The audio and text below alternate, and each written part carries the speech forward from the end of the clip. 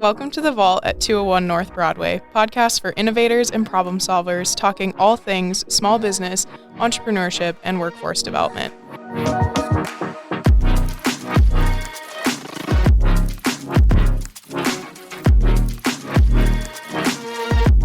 In this episode of The Vault at 201 North Broadway, we will be talking to a fourth-generation Montanan who grew up on a typical Montana ranch just south of Roberts.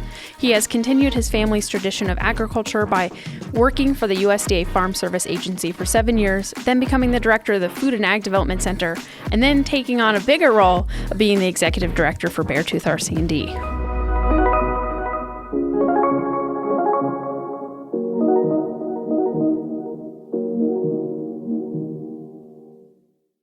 Thank you to Big Sky Economic Development for supporting The Vault at 201 North Broadway.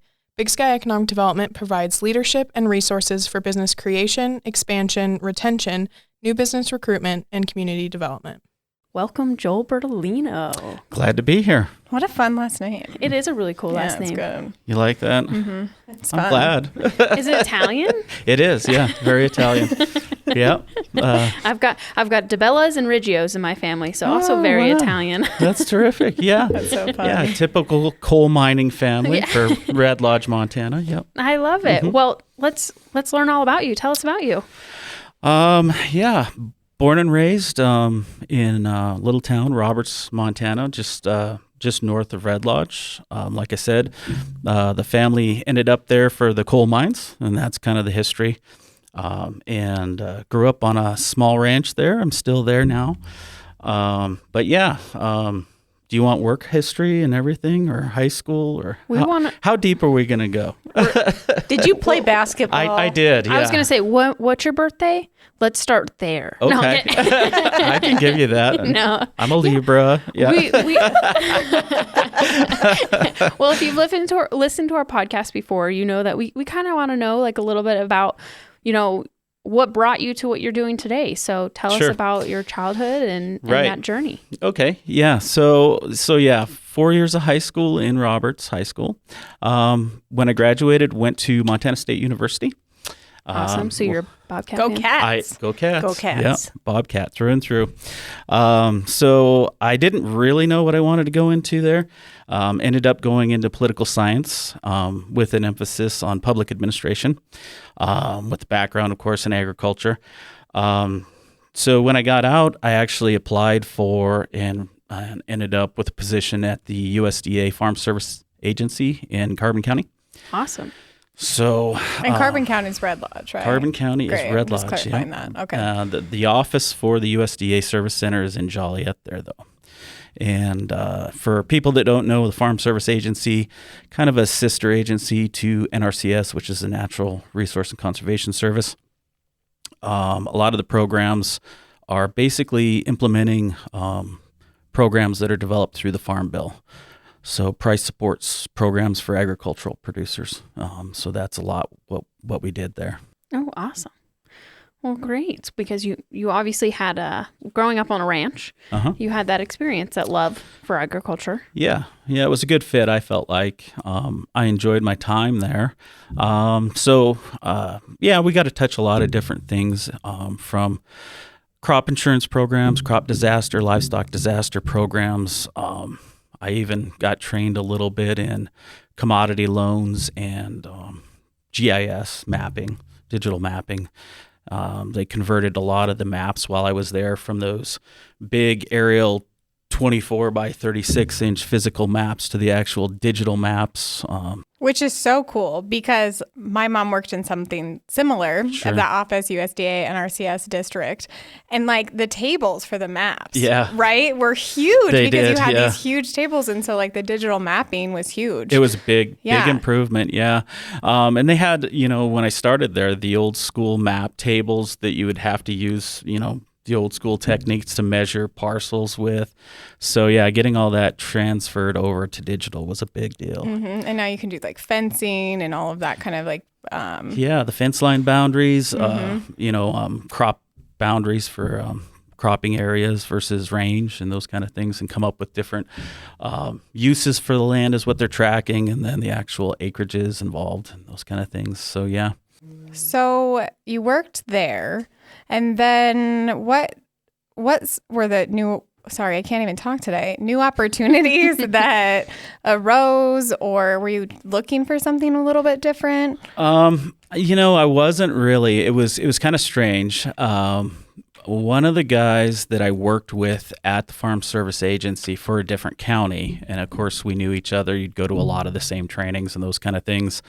At the time, they were looking to do some cuts to the agency, and so I was permanent, but I was only part-time, and I was actually working the other part-time for the county historical society. Oh, awesome. So as a historic preservation officer. So ooh, yeah. What a title. So that was interesting as well. But this friend of mine actually ended up quitting his job and getting a job right across the parking lot for Beartooth RC&D. Oh, nice. And I think he was there for a year or so when they had an opening for their egg position. And he thought of me and asked me out to lunch, and I didn't know anything about it. So asked a lot of questions and decided maybe that was something I'd be interested in. So that's how I ended up at Beartooth RC&D. Oh, that's awesome. I always think about that, and I'm like, oh, I would have sat there and be like, do I get to taste these products? Okay. Joel knows so much about the egg business and all the egg grants and right. So what did that stuff role entail? The Food and Egg Development Center role. Yeah, I'm curious. I don't know a ton about it. Yeah, and so it went through different iterations. I started that in 2007. And at the time, they had started the program in about 2003. I think 2004 was the first full year. And they were egg innovation centers at that time.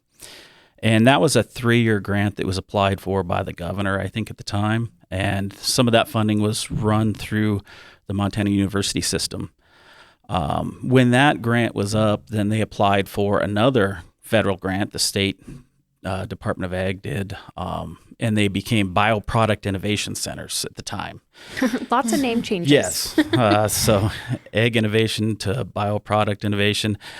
So that's what I came in under. And so that was unique in that there was an emphasis on renewable energy type projects in ag operations and value added as well. That lasted for about 3 years before that grant was up, and then we went to the state legislature, and they started funding them, and they became food and egg development centers. Cool. So, yeah, we've been rolling along ever since. When we first started, there was only, I think, 4 of them across the state. Then there became 6, and then they've expanded now to where there's 9 currently. Oh, awesome. Yeah. How long have you been with Beartooth then? Since 2007. 2007. Yeah. So a hot minute. Just a little minute, yeah.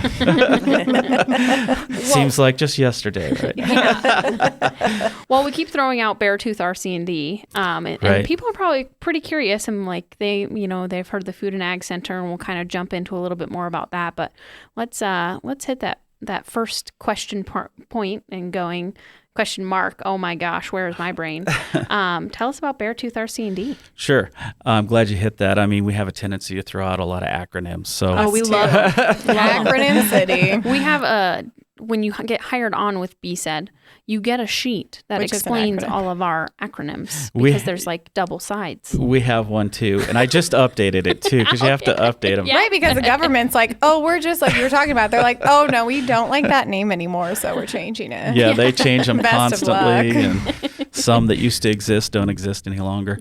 No, Beartooth RC&D started in 1968, and we're a nonprofit 501c3 regional economic development group, and so we receive funding from state and federal agencies to assist municipalities and small businesses for economic development purposes to create an environment for businesses to get started and to grow in our region, and mostly rural region. So that's primarily what Beartooth is for. So they've been around for a while too. Yeah. What is that region? Like when you say region, You're located Roberts, Joliet, which are really close to each other, both Class C, I think. Very good. I love the Class C history. We could go deeper into that. She's from Ekalaka. She knows. I love it. She's a Carter County Bulldog. Yep. Yeah. But I was a Class C school, Class too. C? See, look at all of us Class C. Yeah. I was not. I feel comfortable. It's okay, Kayla. You're honorary Class C. I was from the Luster Lions way up north. Wow. Yeah. That's a great trivia question. I would have never got that mascot. Yeah. Or the Nashua porcupines. That's one of my favorites still. So weird. I just love driving into Nashua and then you see the porcupine like right outside of a giant shed-looking I know. facility. Yeah. I love the mascots. The porcupine's a good one. Yeah. Mm-hmm. So your region. So my region is 5 counties. And so Carbon County is one of them where our office is located. And then Sweetgrass, Stillwater, Yellowstone, and Bighorn counties. So it's a 5-county region primarily. And that's a big region. Yeah, there's a lot going on there. So yeah, we try and stay busy. They cover, like we overlap in ours. So we work with Joel and his team quite often because there's projects that we can partner on. Right, absolutely. They're the local economic development group for Yellowstone County. Mm-hmm. So how big is your team, and what are some of their roles that those team members have? Sure. So we've got 3.5 people that work for Beartooth RC&D currently. We've got an economic development director position that manages our EDA and our CRDC funding and those programs, and that's JC Head. She's awesome. She's great. And we've got a revolving loan fund that is managed by Nan Knight. And then Myrna Lastuski is kind of our executive assistant and helps all of us kind of stay on task. That's cool. Yeah. So you guys you do a lot. We try to. Your team cranks it out. Yeah. It's, it's the workload, as anybody knows, is up and down. It seems like it can be going along fine, and then all of a sudden break loose and be overwhelming at times. Especially when there's disasters that you can't predict, COVID, and flooding, fires. Yeah, it's always something, it seems like. Yeah. So what was your guys' role, to talk a little bit about that, because it was recent, the flooding, the fire one year, and then the next year, the flooding. What's your organization's role within those things? Well, we tried to provide information on different potential funding sources for some of those businesses that were affected. Department of Commerce had one program that we were able to go, visit with all the businesses. I think Nan and JC did a great job of taking a couple of days and just walking around and talking to businesses, handing out the information on some of those different programs that were available. So in those kind of cases, we try and act as a connector, a facilitator of sorts with, and that's really with a lot of different businesses that come to us. They just don't know where to start or don't know where to go to get the information or what's available for them. So that's a lot of what we did for that. And of course, we have a 24 member board of directors that includes all the county commissioners and city council representatives from our area. So it gives us an opportunity to stay up to date with them on some of the projects that are impacting those communities. And if we have some role that we can play within those projects, we make ourselves available to them to do those things. Cool.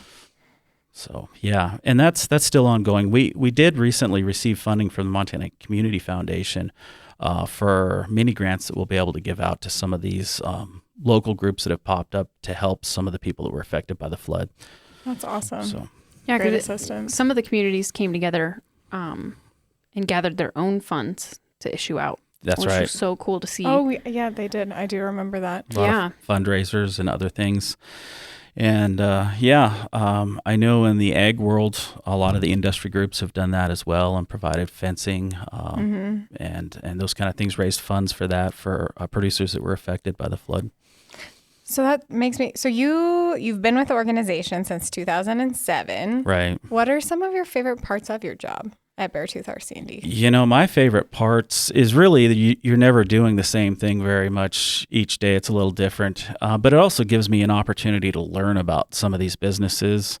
I'm helping them, trying to provide assistance, but at the same time, you really get an inside view, and that's what gives you a level of knowledge that continues to grow, is really just being able to sit down with them, work on business plans, any kind of grant resources. The application processes are, includes a lot of what you would see in a business plan and a lot of those application processes.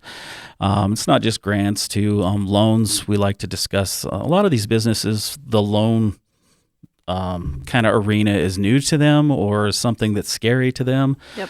So being able to just sit down and explain to them how that works and how those loan applications are kind of viewed from the lender side.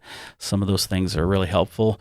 All of those things, just working with those businesses and small businesses and then seeing them grow and succeed. I mean, that's a really fun thing to see. And being part of that in a way. Right. Yeah. That's our favorite thing.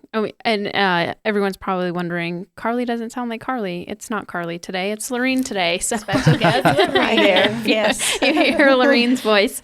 But yeah, I mean, that's what we say all the time is the best part is just getting to know these people, learning more about their business, and then, seeing them be successful. So yeah, absolutely. It's awesome. Well, so we've touched on Beartooth and kind of the services they can help, but let's touch more specifically on what your role with the Food and Ag Center is. Sure. Can you tell people out there listening, like, what does the Food and Ag Center do? What are their specialties? If I'm a business, why would I contact you? Like, what would be the realm of that for Food and Ag? Right. So the realm of that for Food and Ag Centers is any business that is adding value to Montana commodities. Is a business that we're kind of geared towards helping.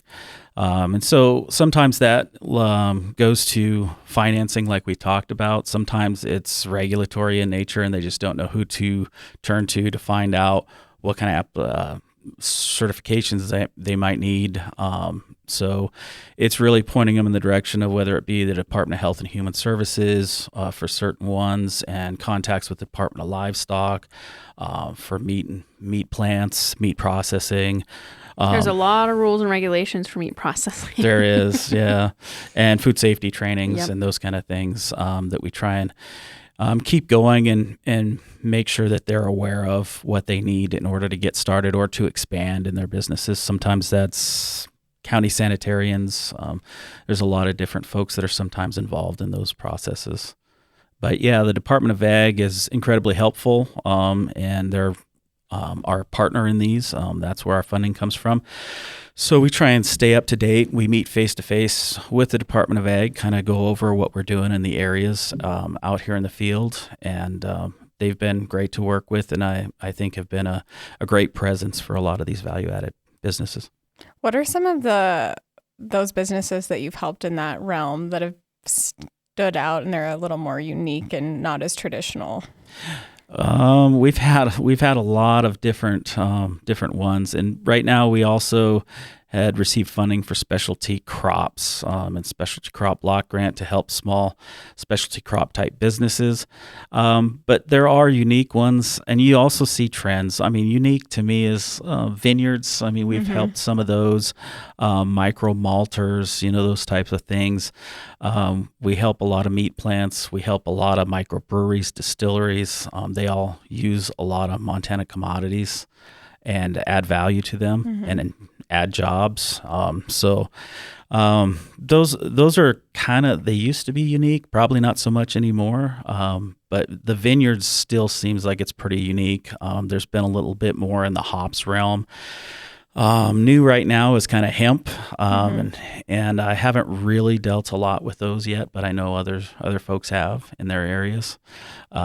So those are kind of some of the ones that are maybe a little more unique, I guess. Cool. I love that. So with that, you keep mentioning grants. Right. I mean, and that is a word that Lorene and I hear, and I'm sure you hear all the time. I need a grant. Right. I need a grant. Well, let's talk about some of the grants that you guys have available for people that are listening in. Right. So the grants don't usually come through us. We just help folks apply for those grants and give them the information as to whether their project that they're looking at would be a good fit for certain funding sources. Of course, the ones we deal with a lot are the ones through the state of Montana, the Department of Ag, the Grow Through Ag grants. And those will provide funding for startups and expansions. And they have one cycle per year. It starts now pre-application in October, and ends up in a face-to-face kind of. They get 7 or 8 minutes to discuss with the Ag Development Council that reviews them, ask questions, present their project, and that happens in February. So it just happened, and they just released the new recipients for this last go-around. They also added 2 different smaller grants to the Montana Growth Through Ag grant process. One's a business accelerator application for up to $20,000 over 2 years, and one's primarily for marketing for $5,000 smaller grant amount. We also work with USDA on the grants that they have through rural development. We've utilized those in the past as well, like their value-added producer grants, which are specifically for producers that are not just adding value, but are also producing the commodity is the key, and then adding value. Are those grants real competitive? Do they? They are, yeah. All of these grants, it seems like, have become more and more competitive. I can speak a little bit to the history of the Growth Through Ag because I think it's interesting. When I started in 2007, they had 4 cycles per year. There were quarterly applications, and sometimes they struggle to get a lot of applications. But the growth in the interest of that application has been phenomenal, and they've gotten to the point now where they got so many applications they had to institute that pre-application process to kind of weed out some that they do that first, and then they go to a full grant application after that. But they've got a tremendous number of applications usually. The value-added producer grant has been pretty popular the last couple of years as well. It didn't used to be, but it seems like they get a lot of applications. Part of that is not just me, but all of the food and ag centers around the state have really targeted that as something at a source of potential funding for their application or applicants and their projects. So I think we were, I want to say like second in the nation for the amount of funds that were received in the last go around. So we've done a pretty good job, I think, working on that with our projects and trying to get funding for expansions and startups. That's great. So grants, lots of grants. What would you tell someone that's in that space how to like navigate that? Is that to just come to you guys and you'll help them, or what are some of your tips on how to navigate? Yeah, that's what we usually say, and then we can sit down with them, provide them with the information. Of course, they have a great website too that goes through those grants and what the process is, what fits well and what doesn't, what you can use those funds for and what you can't. And the Growth Through Ag, by the way, is also not just a grant. They do have a loan portion to that as well. But I would give that advice that if they'd give us a call, we might be able to help kind of lead them through that process and discuss with them their project and what might be a good fit, if there is a good fit for what they're trying to do. That's awesome. And we can also get clients connected with Joel. We work on some of those together. If we do, we'll help with the business plan portion, and then Joel takes on the rest of it. Yeah, and they do a great job with business plans, and I love bringing them to Lorene and Kayla. Sometimes I'll sit down with them. Sometimes we're on Zoom together with different clients. So it works out really well because, like I said, regardless of if they're applying for a loan or a grant, the business plan is kind of a necessity.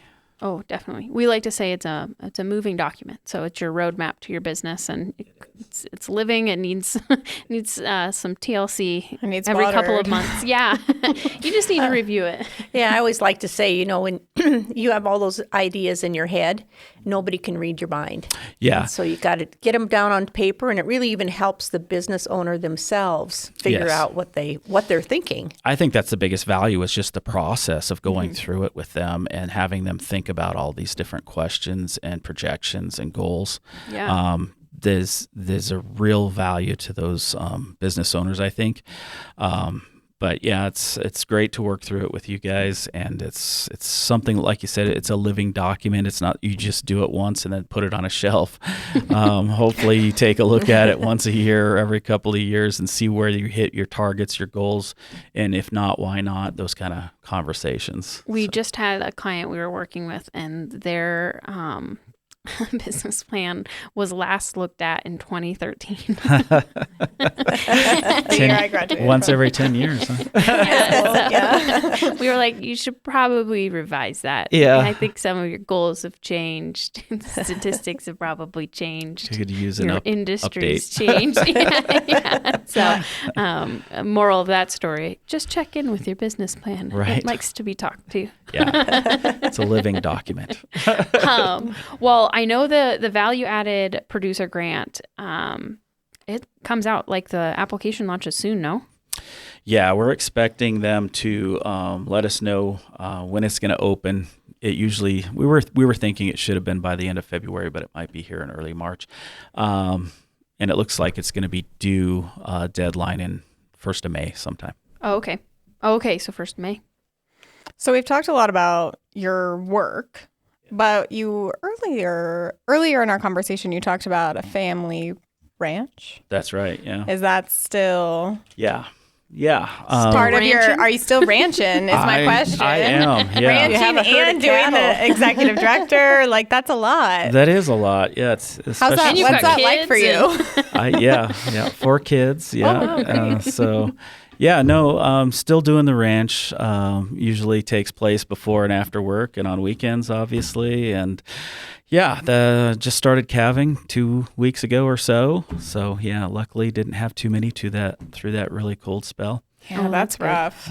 I had a couple that might be missing ears, but oh no. Other than that, they're alive, so that's good. That is good. I did not grow up in an ag world, so learning through these things has been interesting. And so I just, I went to a conference and learned how I want to say how baby cows, but we don't say baby cows. They are calves.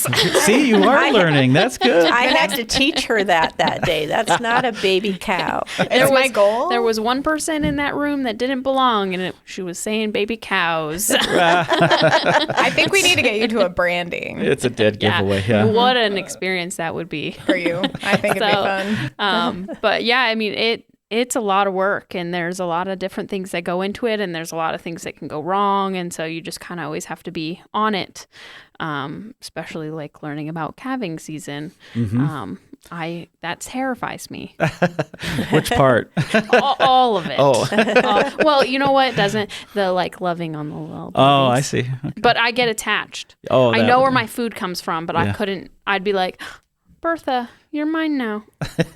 You're my pet. I'll feed you. Get around. And she would learn to come to her name, and we'd take selfies, and it'd be a great experience. Yeah, that might be troublesome. Yes, because I learned at a younger age, you don't name them. Right. Because when I moved to Montana, I remember I had a friend, and her name was Jessica, and she had cattle. Uh-huh.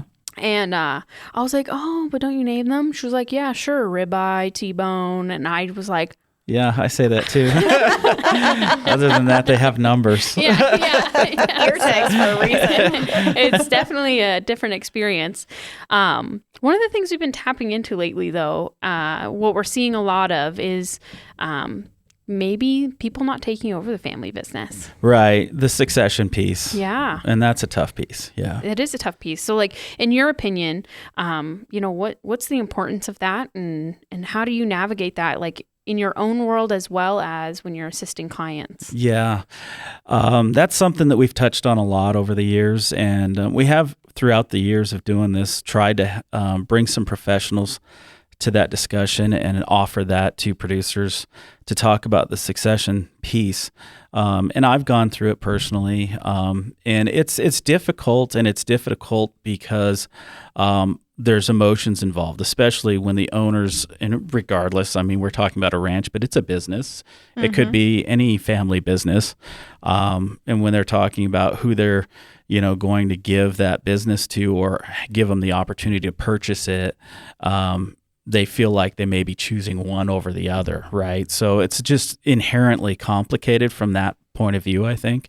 And trying to feel like that they're not choosing one child over another or one relative over another makes it a really complicated thing to discuss, I think. And then you're talking also about money and obligations and those kind of things. So It is difficult, but it's necessary. I mean, it's something that a lot of producers that I know like to put off, but in the end, you don't want to put it off very long, or you could really end up doing a disservice, I think, to your operation and the way that it's handed down to the next generation. So, as difficult as it is, I think, talking to professionals, whether it's attorneys, to get those conversations started on family planning.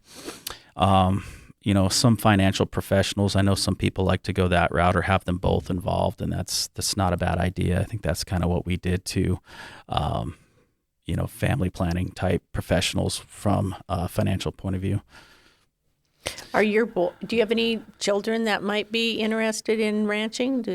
It's early to tell. When they're teenagers, it's hard to tell what they want to do. But I don't think they know. I mean, speaking when I was a kid, I was like, I don't know what I want to do. I still don't. Yeah, I know. So potentially, I guess we'll have to see how that turns out. But yeah, I haven't done a lot of. I'm probably behind the ball there as far as financial planning, but I'm waiting for them to develop a little further. Instead of trying to tell them that they're going to be involved, I'm waiting for them to see if they want to be involved. Yeah, and at what level. Do they love the animals though? Yeah, some of them seem to really enjoy it, and of course that depends on the day and what you're doing, probably too. But yeah, some of them seem to enjoy it. That's awesome. Well, back to kind of what you do on a day-to-day. Yeah. Well, I mean, I guess you do your ranch on a day-to-day. You be ranching. That's going to be our tag for this. You be ranching. I like it. Yeah. So when you see us, tag you in that. All right. I just want to know, like, you've been in this world for a long time, and you grew up in a very rural community. What kind of advice would you give a business owner that's, thinking of, starting or even expanding their business in a rural community? I'd always like to talk to them about seasonality. A lot of times your expenses are, year round pretty consistent, but in our area, due to the weather, at least, there's a seasonality to the profit portion of those businesses in rural areas. And I don't know if that's just unique to my region. I don't think it is. I think a lot of different areas that are somewhat rural, there's a seasonality to the income side of those small businesses. So having that discussion, I think, is important, so that they don't think they're going to have the same income in January as they would in July sometimes. Yeah. But of course that depends on the type of business too, but a lot of them there's a seasonality to it. So a lot of times if you're in the grain business, you could market that throughout the year, but with cattle there's just a market time mostly in the fall. So you might just have income like once a year if you're just a cattle rancher. Primarily, obviously you can play all kinds of games and put those cattle in feedlots, but then you're being charged, and so you've got money going out every day and hoping that they're going to make enough more to pay for that. So there's risks everywhere you turn when it comes to marketing livestock. But yeah, grain's a little easier, but it's still a commodity and you're watching those prices daily, even if you've got it in a bin. So it's hard to get away from risk in the agricultural business. But yeah, I think a lot of, meat plants have kind of surprised me. There used to be a seasonality to a lot of them, but a lot of them have been, gone towards retailing. So they don't just process, they also have their own brands of meats that they sell year round. And I think that's helped increase the value of those business and the profitability of them. But then there's also the demand has also increased for those products. So local meat, and local restaurants serving local produce and local beef, chicken. Yeah, not fish really, but hey, Swanky Roots used to have their fish, but right, yeah, and weather dependent. I think that's another huge factor. Absolutely. Yeah, very much so. So you have such a wealth of knowledge and experience. What's some of the best advice you've received in this realm? a lot of good advice from a lot of different people, I think. But one is the patience factor. There's, in economic development, it feels like there's not a lot of immediate returns. Sometimes you're working with these businesses and these projects, and you go through ups and downs and bumps along the road with them before you really see the result that you're looking for. So I really think that if you come in expecting that you're going to get a project done and see an immediate positive result, you might be disappointed. Some of these are really long-term projects. So yeah, the patience factor, I guess. Being patient. Mm-hmm. That's hard for some people. I think it's true, though, in economic development, which you guys know. Yes. SBDC, Big Sky, we all know. Mm-hmm. There's great plans, too, even on shelves, and they just sit. And sometimes they're just big projects, and there's a lot that goes into that. You have to prove a lot to get financing, and so it's a lot of back and forth. And it is. Need money. We have one project we've been working on, from the start. It's going on 2 years for them to be able to get all of their bids and getting all of their financial projections together and all of that. So. Yeah, it just takes time. And then there's the regulatory climate as well. If you're, building a structure, and if you're doing where you're doing it, if there's zoning, the whole preliminary architectural engineering and all the planning that needs to be done ahead of time and approvals, it can take a while. But how great. I think something I've gleaned from this conversation, not working in the stuff you guys do day in and day out, what great resources you all are to help businesses navigate some of these things that they just might not know about or know where to even start. They might know, but they might not know where to start, knowing that they can come to Beartooth RC&D, the SBDC, to really get those conversations started, I think is such a value add to our region. Absolutely. And then, sorry, Lorene, go ahead. Well, I was going to say, I think people talk about business plans, but the thing that really I think we help clients with the most and where they struggle the most is with their financial projections. Yeah. You say something like that, and they just got, they get the deer in the headlight look. Like, what? I don't have any idea where to start. I don't know what they want. And we do that day in and day out, and we can just help them see, is your business even going to be feasible? And how many, say a coffee shop, how many cups of coffee are you actually going to have to make a month in order to make this business work? Yeah. I agree. I think that's a huge value, is not just, going through the process to show them that it is feasible, but sometimes that it's not. Depending. And we've got a lot of things that go into that now with, all the price inflation that we've seen in different areas. But one of the bigger things right now, and it's been kind of always there recently, was the problem in finding employees and what you're going to have to pay for those employees now. Yep. And those increases. And that's going to impact your profitability, what your break even is going to be, how much money you're going to need to make, all of those things. And that conversation is important, I think.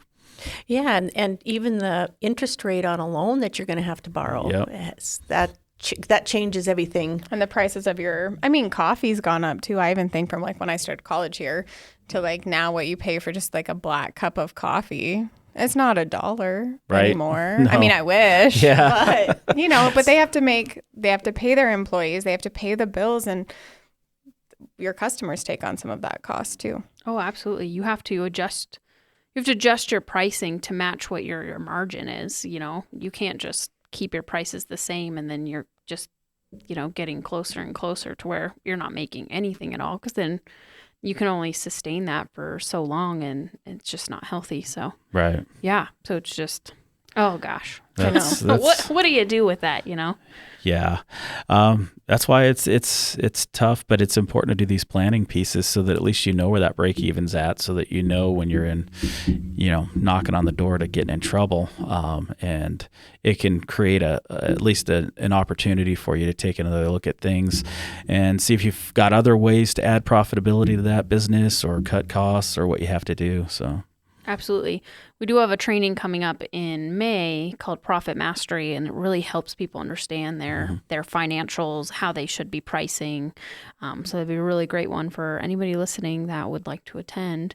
And a great thing to build off of too, like as you're looking, you're like, oh no, I reference this document. Yeah. I know. Well, that's the biggest thing is knowing what you're looking at too. You know, we can help build out the financial projections, but there's some people who just, they'll be like, great, thanks, it's done. Yeah. And, are they really understanding everything that's going into it? Are they really understanding that they have to do 200 cups of coffee a day in order to be able to, be turning a profit? The other thing that we bump into all the time is people not understanding inventory turns. And really helping them understand that, but just understanding your books, understanding your numbers is just it's a big help. And it's also a hurdle, getting people involved with that, wanting to learn it because it's a boring topic. Yeah.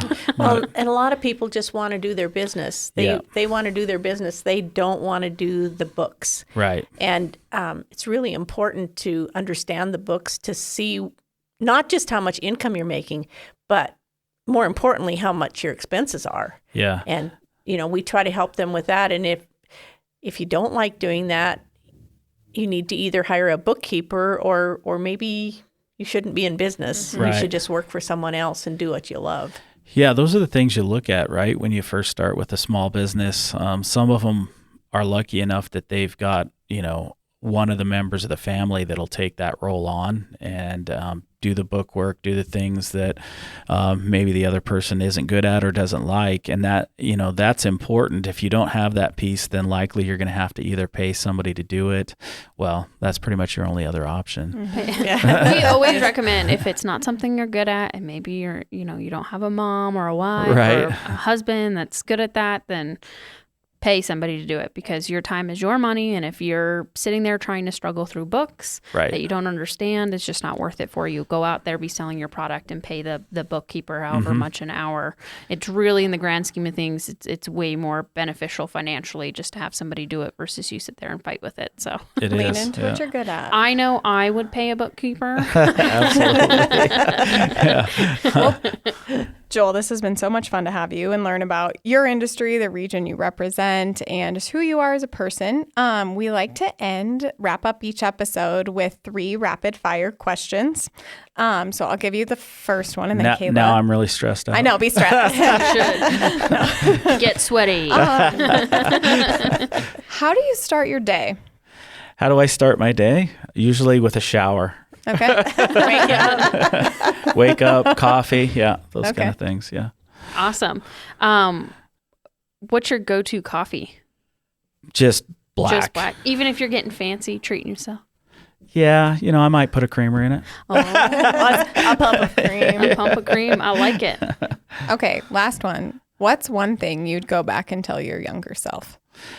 Oh, that's a tough one. Yeah. Jeez. Oh, there'd be a lot. Probably wouldn't be just one thing, right?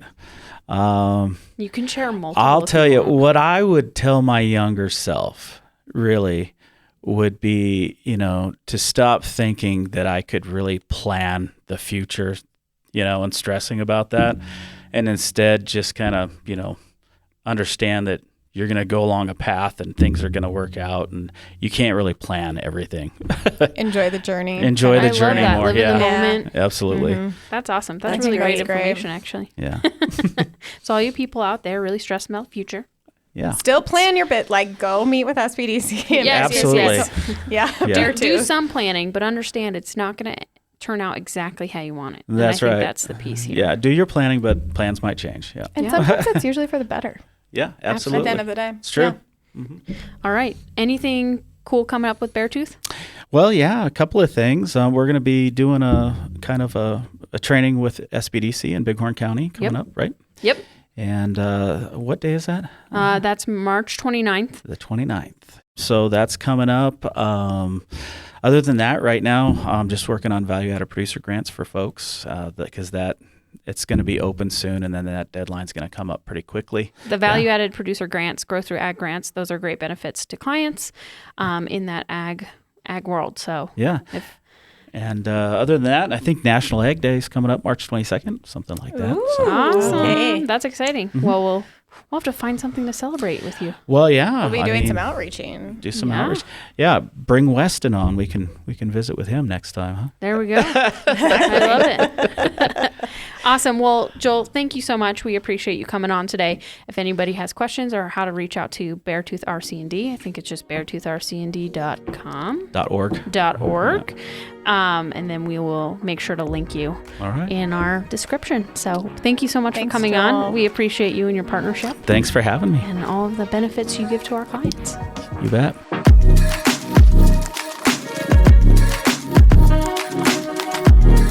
Thank you for joining. You can find the resources and tools mentioned in today's episode at thevault201.com. If you like this episode, be sure to subscribe and share with a friend. Thank you to Big Sky Economic Development for supporting The Vault at 201 North Broadway. Big Sky Economic Development provides leadership and resources for business creation, expansion,